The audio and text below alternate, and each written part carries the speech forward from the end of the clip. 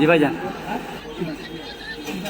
আমরা এখন আমাদেরকে পুলিশ তুলে নিয়ে গিয়ে প্রিজন ভ্যানে করে থানায় নিয়ে যাচ্ছে। আমরা পুলিশের সিপি জয়েন্ট সিপিকে আমরা মেল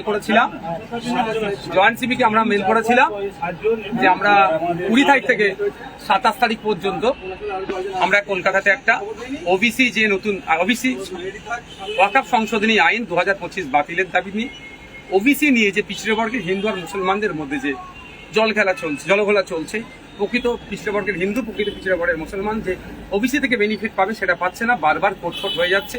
এটা এই দুরবস্থার অবসান ঘটানোর জন্য।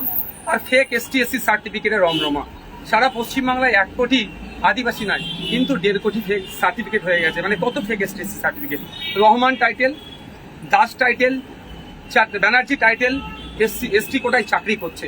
এই অর্থাৎ ফেক ST/SC সার্টিফিকেট বাতিল করতে হবে এই দাবি নিয়ে।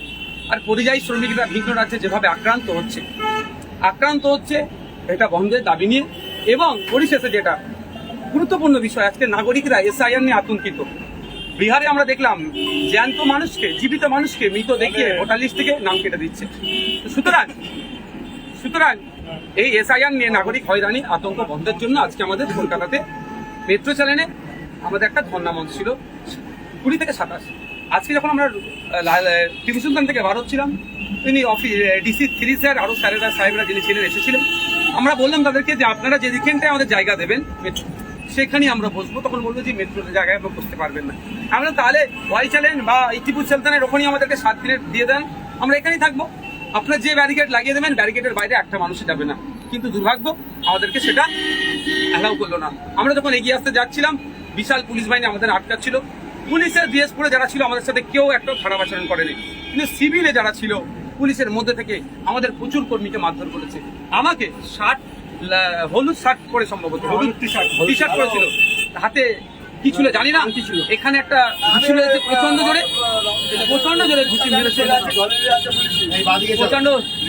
প্রচন্ড জোরে ঘুষি মেরেছে। আমি এখনো ব্যথা পেয়েছি। তো আমাদেরকে নিয়ে এসছে। বাংলার মানুষকে বলবো, আন্দোলনটা বিজেপির বিরুদ্ধে, আন্দোলনটা শুভেন্দু অধিকারীদের বিরুদ্ধে। তারপরেও কেন আমাদেরকে রাজ্যের মুখ্যমন্ত্রী আন্দোলন করতে দিচ্ছে না?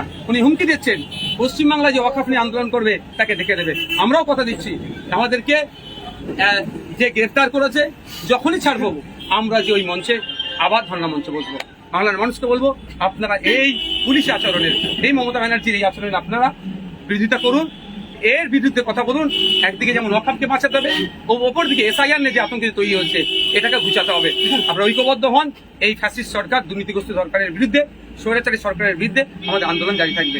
জানি না আমার এখন যা লেগেছে, হয়তো আমাকে হসপিটালাইজ হতে পারে, প্রচন্ড লেগেছে আমাকে। তারপরে বলবো, যারা বাইরে আছেন কেউ আইন হাতে তুলে নেবেন না, শান্তিপূর্ণভাবে আপনারা থাকবেন, মাথা ঠান্ডা করে থাকবেন। এই লড়াই একদিনের লড়াই নয়, এই লড়াই দীর্ঘ লড়াই হবে।